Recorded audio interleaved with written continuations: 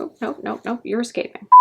So I have 1, 2, 3 guinea pigs, and they help me with my mental health, but not in the way you'd think. These piggies are not therapy animals, but they are one of the biggest reasons I quit cutting 3 years ago. And yes, this video will cover that topic, so consider this a content warning. And I've also turned off the comment section to keep all of us safe. If you or someone you know is struggling or is in a crisis, there are resources in the description box down below to help you or someone else combat it. So go there to find helplines and more if you or someone you know is trying to fight this awful habit. But yeah, 3 years. I mean, that's huge for me. I honestly didn't think I'd make it this far, yet here I am. So I'm going to very carefully, because this is YouTube, talk about the top 3 reasons that I quit CUTTING. And I'm gonna do it all from my guinea pig cage. I swear it'll come full circle. And if you are new here, my name is Kit, and I have something called schizoaffective disorder, which is a condition where someone experiences symptoms of schizophrenia, such as delusions and hallucinations, but also symptoms of a mood disorder, either major depression, or in my case, bipolar. And I'm not gonna go into detail on the why or how of this habit, but know that it's been an extremely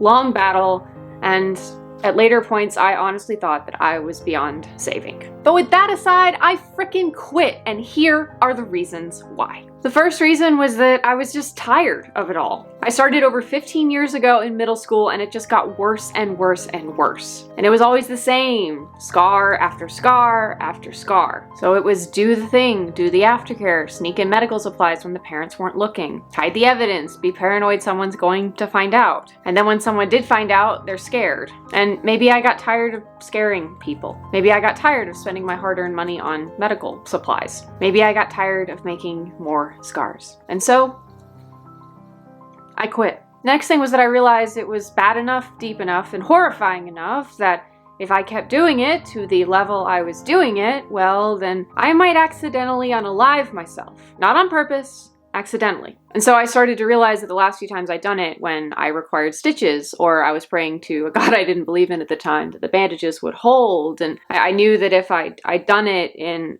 a different place, then I might have unalived myself on a dirty linoleum floor, or a crappy carpet, or in my bed alone. And I can't even imagine what it would have done to my dad, who in the middle of a worldwide plague went out at 11 p.m. to get me medical supplies so that I could bandage myself up because we were too scared to go to the ER again because of said plague. And that was the dark night of April 18th, 2020. And that was the last time. I'm determined to make that the last time. And it got too real. It got too scary. And I realized I didn't want to die. Not like this. And so I quit.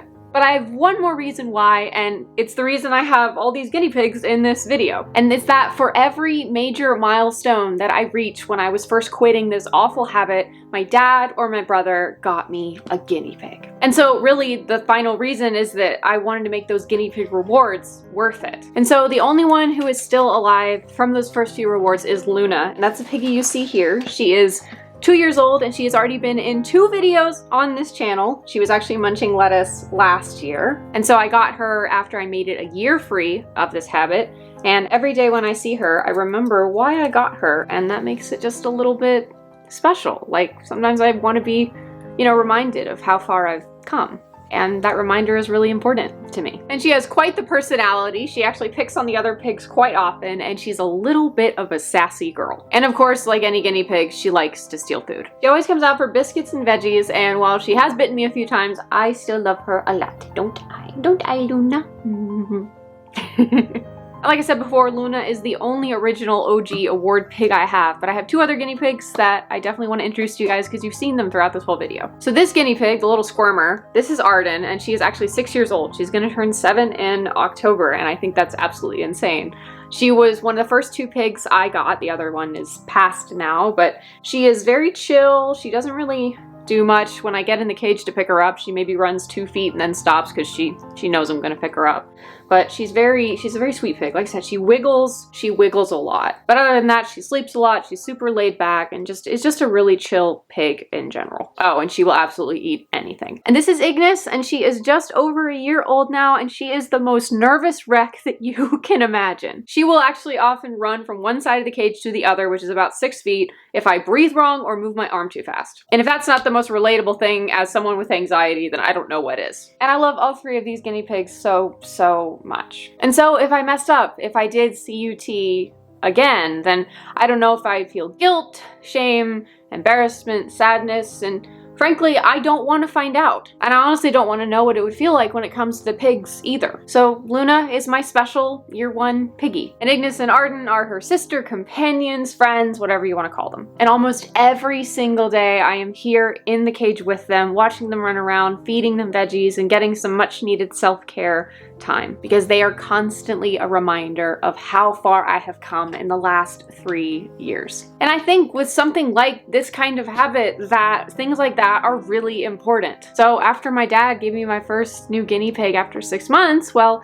I wanted to stay free of blades so that I could get even more guinea pigs. I wanted more happy meat potatoes in my life. I wanted more cute animals to feed veggies to after a long day at work. I want 10 guinea pigs. And so I quit. And those are my 3 main reasons about why I ended this awful habit. I started it 15 years ago when I was in middle school, and I can say with absolute certainty that quitting that has been the hardest thing I have ever done. But all the struggle and the effort that I put into it, that I put into quitting, has been one of the best decisions I have ever made. And quite literally, I truly believe that I saved my own life. And you can too. If you are struggling, I promise you there is life on the other side. And if you or someone you know is struggling right now, then I will say it again for the people in the back. There are resources and crisis text lines and other things linked in the description box down below to help you combat it. So go check it out if you or someone you know needs it. And know that there is hope, even if you've done it for over a decade. When it's wormed its way into your life to being the fallback for any major emotional and overwhelming situation. When you feel it's the only thing that's there for you when everything else goes to absolute crap. You can quit, you can stop, and you can live an absolutely gorgeous, beautiful life without it. It just takes time, patience, and a whole lot of support. So chase it, work for it, and one day you too can be free like me. Anyway, that's all for this video. Thank you so much for watching. Like I said in the beginning, I have turned off comments for this video, but you can still let me know that this video was helpful by giving it a thumbs up. That will let me know that I did my job this week. But anyways, goodbye from me, Luna, Ignis, and Arden. Because this is YouTube. Oh, no, you're escaping. But 3 years, what are you doing, baby? What are you doing? It's okay, it's okay. Is a condition where someone experiences symptoms of schizophrenia, who in the middle of a worldwide pandemic